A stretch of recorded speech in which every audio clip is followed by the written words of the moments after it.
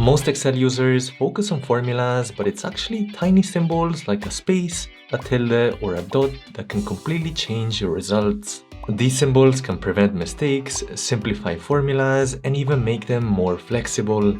So in this video, I'll show you 8 essential symbols to level up your Excel game, and I bet you didn't know about number 3.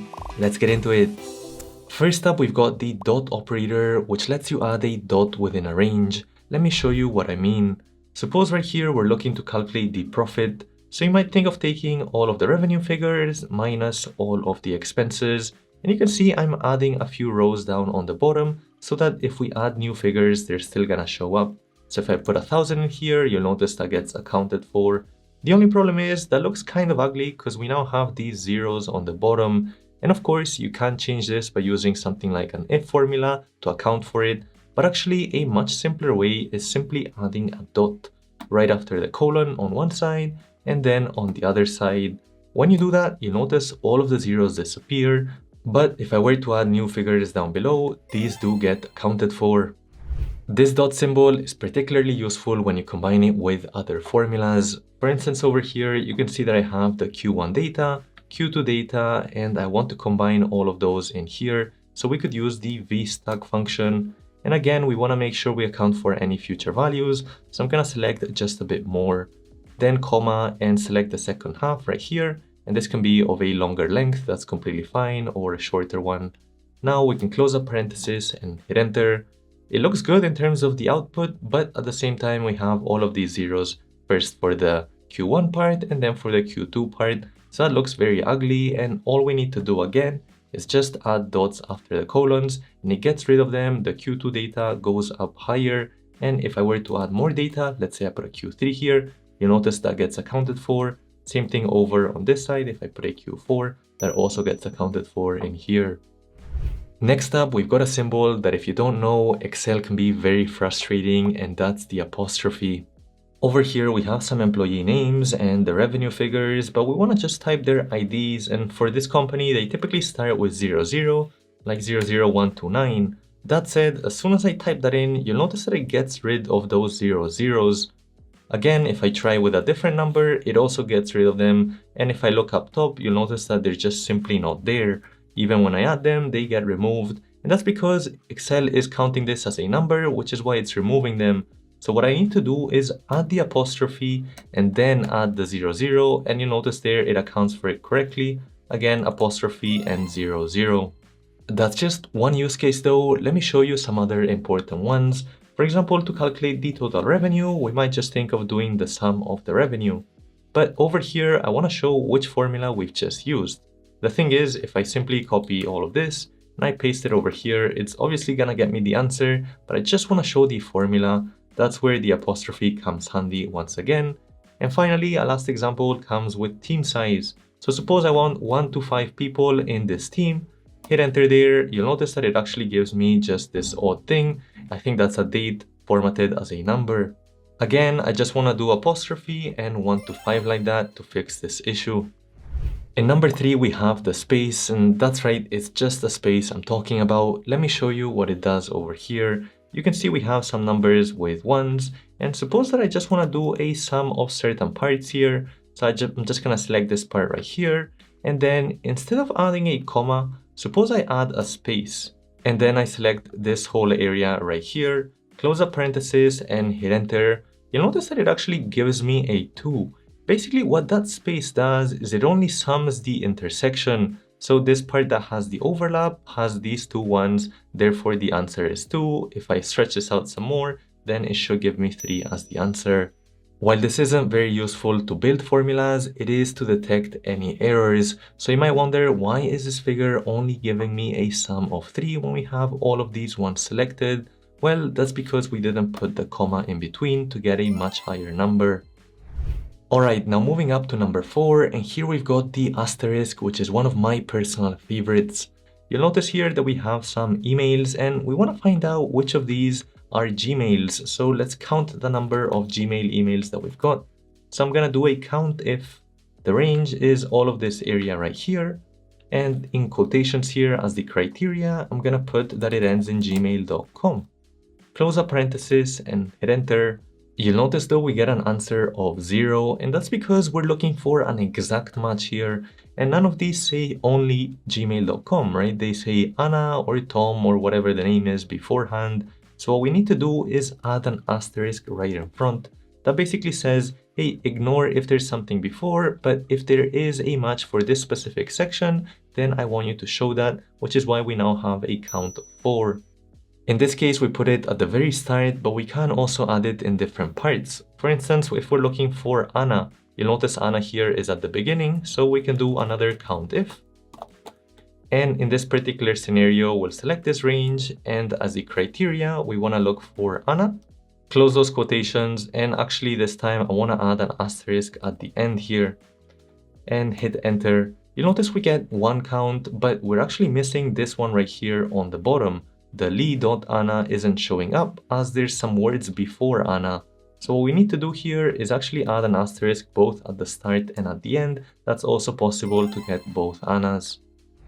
Sister to the asterisk is the question mark, which works in a similar way, but the asterisk is for an unlimited number of characters, whereas the question mark is for a specific number of characters. Let me show you. Suppose here that we're looking for t-shirt sizes that are in the SML range, so they're not XS, XL, etc.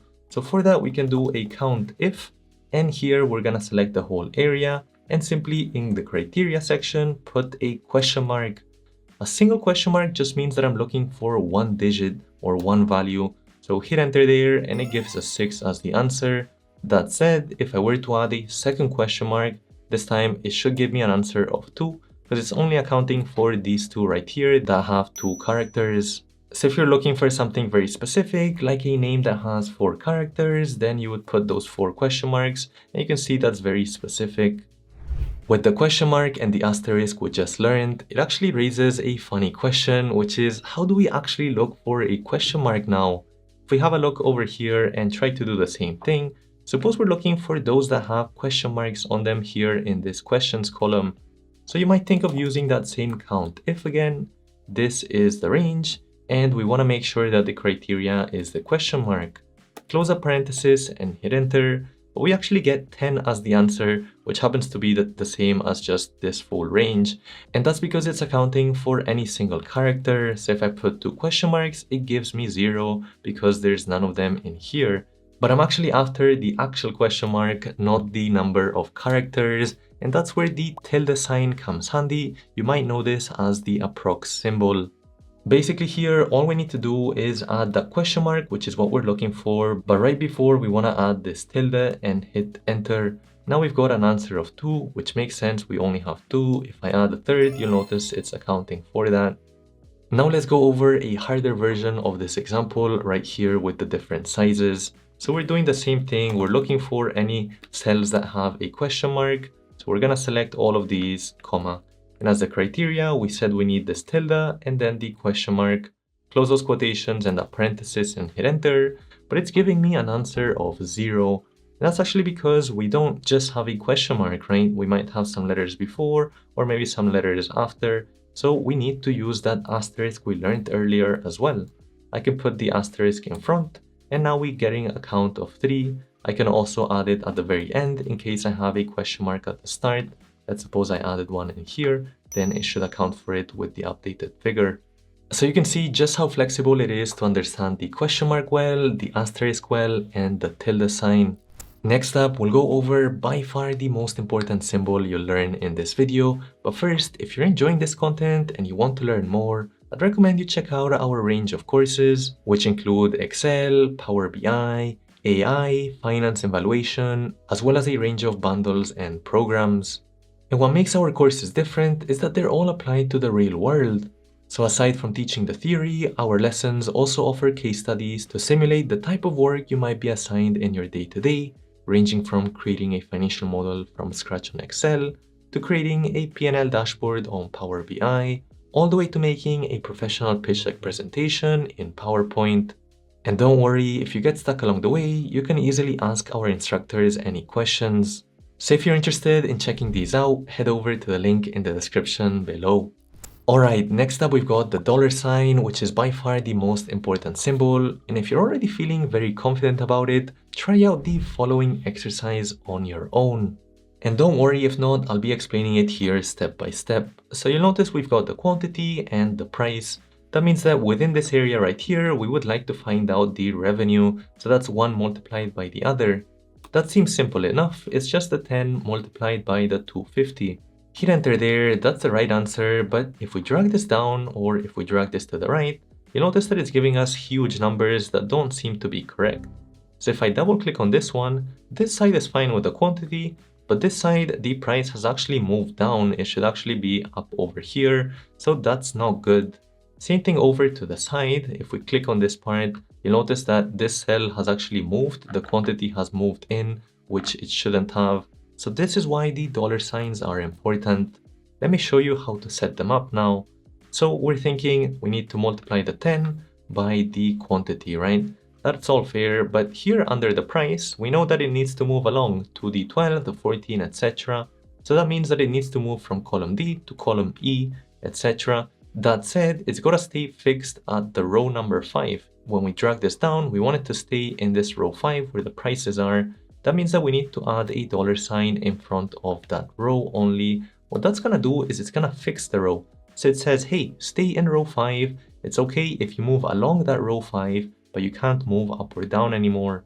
Hit enter there. Now, if I drag this down, you'll notice it's all working correctly and it stays fixed on that row 5. That said, we still have a problem if we drag this to the right.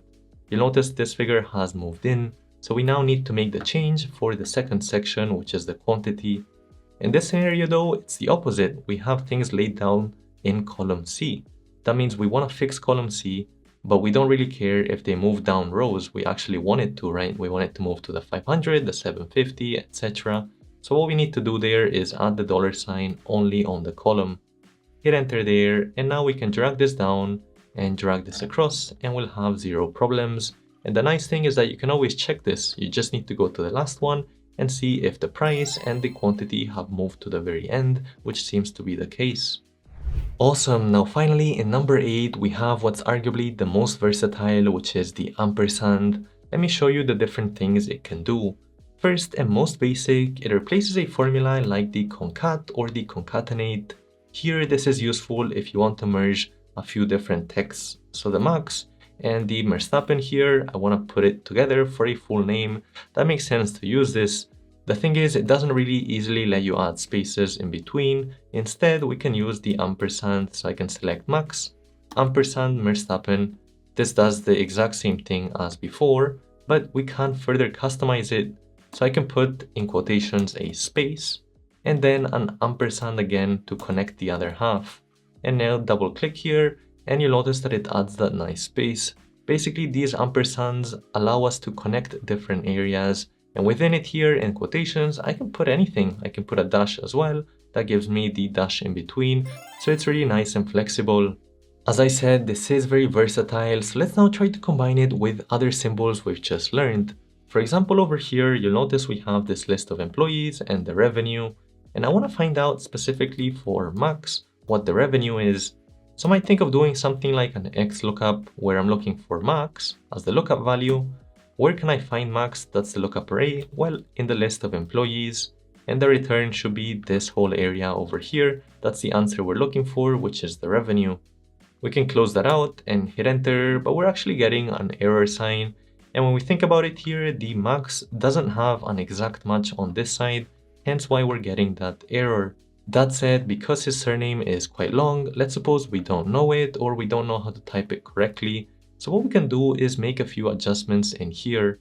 First, as the lookup value, we're gonna leave it as max, but we wanna add an ampersand there, and in quotations, just an asterisk. So we're saying, hey, if there's max, make sure you show it regardless of whether there's more data afterwards. And then one more thing we need to do is at the very end here, under this match mode, so comma again, and now you see it gets activated. We need to go for the wildcard character match. So that's gonna be a 2 in here and hit enter. So now it's showing what max's revenue is, which is this exact figure. In this case, we just added it for the very end, but we can also add something like this at the start. So I could put an asterisk followed by the ampersand again. And so that means that I go for this person right here, Pecan, hit enter, we also get that figure because we're accounting for both the start and the end. One symbol very few people know about that we haven't covered in this video is the double dash, which you can learn with this video over here, or you can take our Excel course over here. Hit that like and that subscribe, and I'll catch you in the next one.